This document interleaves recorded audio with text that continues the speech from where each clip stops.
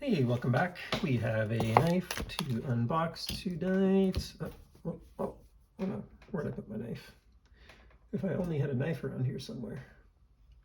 Who is going to do the job today?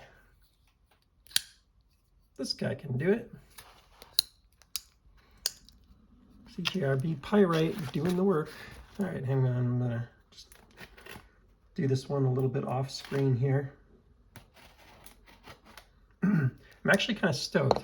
Someone mentioned that you can get a pocket clip upgrade for this, so thank you for whoever reminded me of that, or told me about that rather.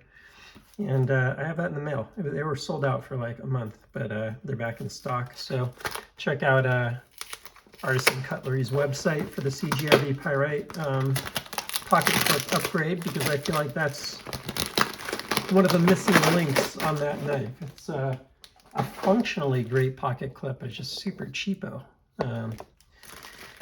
And on the other end of the spectrum is the knife that I'm unboxing over here, like I thought. Some sensitive info there, and here we are. So let's get this opened up very carefully.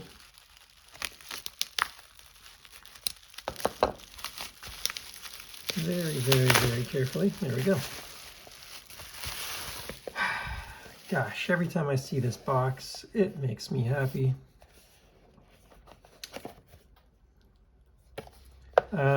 Very cool seller here on this one. Sent this up from California this week. How cool is that? And actually, I didn't even know, and today I was talking to him, and he pointed out that this pocket clip, this Timascus, if you will, it's not shiny. I thought it was from the pictures, but it's actually a matte, and it's kind of etched in there. It's pretty neat. That's sort of unique. So this particular Roosevelt's an earlier variant. This is the oldest one that I've bought. It's from back in December of 21. So it's the Z-Finite or Z-Finite, I don't know what the right term is for it, Z-Finite blade steel, which is the same as LC200N, I believe, mostly, basically LC200N, high, you know, like one of the best for stainless corrosion properties, corrosion resistance. They've switched to MagnaCut since then, which is, you know, even a better all-around blade steel, arguably, but this is still super awesome. And I really wanted one in the older blade steel, and you can also see they have this slightly different hardware here and stuff, so it's got a little bit of a dome hardware on it. Neat one. So it's not what they call the Silver Surfer, I don't think, but it is generally similar in terms of the finish. Is it the same? I have to pull that one out and see if we can compare it, but what would put this one over the top for me would have been if they had put this same Timascus into the backspacer. I think that would have been really cool. This one keeps it kind of simple. It's great. I like it. But that would have been a really neat final touch, I think, for this particular one. Let's see how the action is. Great, as always. They just do such a good job. Now, this finish here doesn't really look like a stonewash finish to me. This looks like a bead blasted finish. Now, in a different video, someone told me that the two I had in hand are two different stonewash finishes. But this one actually does look like more of like a bead blast finish. Let me, this just came out of like 37-degree weather. So let me just get a quick wipe down on it. Make sure we're getting a really nice view of it. You know, it'll probably just take a sec for it to stop getting condensation on it. Oh yeah, that looks awesome. That's really cool. So that is definitely a different finish. That looks like a bead blast finish there. I don't think they really put that part on the COA, but this thing feels awesome. Let's check the edge. Basically sold as a mint condition. And yeah, that edge is mint from tip to tail, or from choil to tip, I think would be a more accurate way of putting that. Boy, that's a really, that's a nice knife. I'm really excited. So let me get the Silver Surfer out.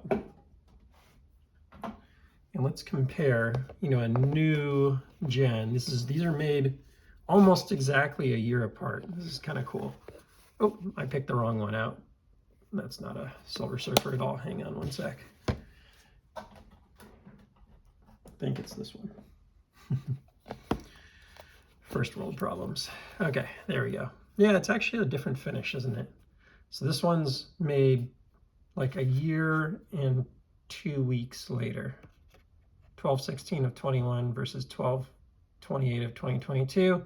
You can see in that time period, he went from about 500 knives to 1,200. He made about 700 in the last year. So it gives you a sense of the volume they're putting out. What does that come out to? 700 divided by 50, I guess would be the best way to do it. So they're doing like a little over 20 knives a week. 35 knives a week or whatever that is. Hang on one sec. Trying to get some better light in here. Sometimes I use my computer to light up the scene a little bit. All right, there we go. And what am I thinking? That's bad math. 15 knives a week. All right, let's take a look and compare these two, because this is what I've been most curious about, is how similar these finishes are. They are very similar, but slightly different, if I'm seeing them correctly. I think I'm seeing them correctly. Boy, I don't know, they are really similar. Maybe it is the same finish. You can see the difference on the hardware. So you can see they have the dome hardware in these older ones. And then this one has a Timascus clip. This one is just polished everywhere. Pretty similar. I don't know.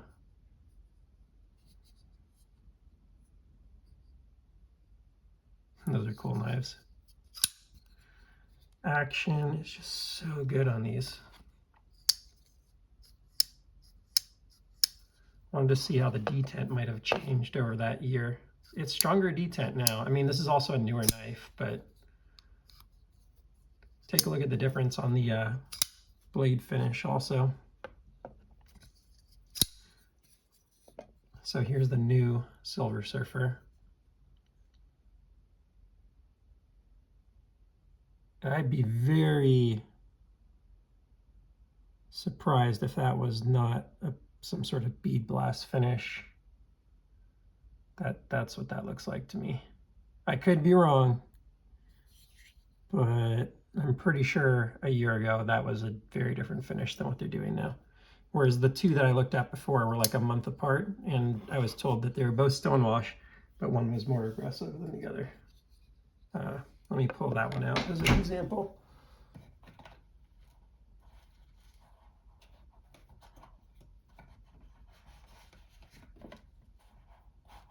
So this one was made in November. And that one's kind of in between the two. Still a stonewash.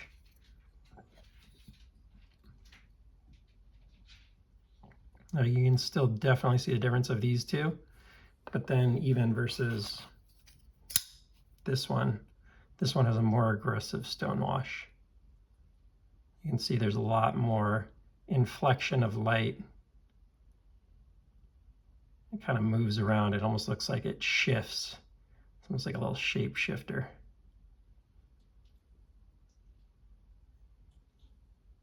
Whereas the old one had a little bit of a less aggressive stonewash. And then on the far extreme would be this one here, which I could be mistaken, but I'm pretty sure that's not a stonewash finish. I'm no expert, as you know. I'm just here to make mistakes and let you all correct me in the comments and feel better about yourselves.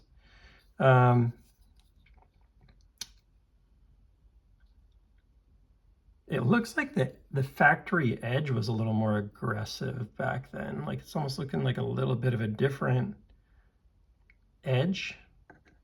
So that's interesting if I'm seeing it right. I could be wrong, but I believe it's got a slightly different grind angle. You have to really get a close up look, but it just looks like a bigger edge, right? If the edge itself is a larger part of the total knife, just if that is longer, I guess. I don't know what the right term is, but a taller edge or whatever indicates that it's, a shallower angle or a steeper angle, whatever. I can't think of it's been a long day. You get my point. All right, so let's put Silver Surfer back over here where it belongs. Put this beautiful radial dark tie finish back where it belongs. And we will just focus on this this beautiful new number 498. Now I have one more coming in. And that one more, you can go track it down on Instagram if you want, is number 330. That'll be the oldest one that I bought. Now, one of the things that I do look for, and you might consider it, is the very oldest ones did not have a removable detent ball, or whatever you want to call it. You can see how well my brain is working today. Let me go grab my flashlight. See that detent ball is replaceable there. So instead of having to replace that whole side of the scale, you can just replace the detent ball. It's actually 2 detent balls.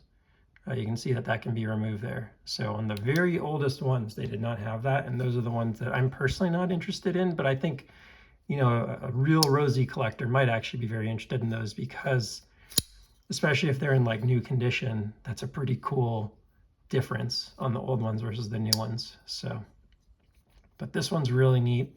Love the, it's not, they actually have this reflective dome hardware option that's kind of cool that some people really like. This doesn't have that, but it has like and I don't find this to be better, but it is, not nostalgic, but like sort of a vintage Roosevelt build because of that dome hardware there. So I think that's really cool. So let me get a little close up here and let you see that Timascus clip and the texture of the finish. It's actually really neat. It changes quite a bit as you move it around in the light. It's almost kind of like a aluminum infused fat carbon kind of thing where you get these weird light inflections, and I've been really impressed by their Timascus look and stuff. They do a pretty unique and characteristic Timascus clip in the way that they do it. This is a pretty unique color. Not too often that you see a Timascus with like a turquoise and a black or dark gray or whatever that is. So all very neat here.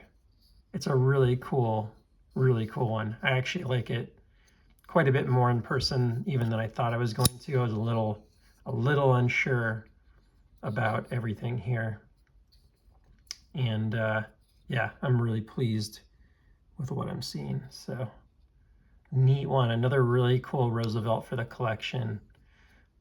Just drop shutty as always. And yeah, it looks immaculate. So very pleased with this. Really appreciate the seller making this one happen. Now there's one last thing I'm going to put on this video, and like this could be a very flame-worthy thing, but I'm seeing like a surprising number of people buying these in the lottery and then turning around and asking, and they go for about $775, turning around and asking $1,200, $1,300 the day after. And it's like, okay, if you bought the knife and you didn't like it and you resold it for $100 more or something, or even the price that you bought it for, that's understandable. But there's very limited number of these. So if you don't like what you see, don't buy it. If you do and you win it and then you try and sell for $500 more the next day, you're a scalper. I see this on Demco's where this seller on eBay Blank Knives has like 10 of them. They probably do 200 in a drop, maybe 400, but probably 200 knives in a drop for like the Blade HQ drop for Demco. That's, that's a lot more than what these guys are doing. These guys in a given week are going to do, 5 to 30 knives or whatever. Brown, same thing, 10 knives in a week or whatever, if we're lucky. probably the last 5 to 10.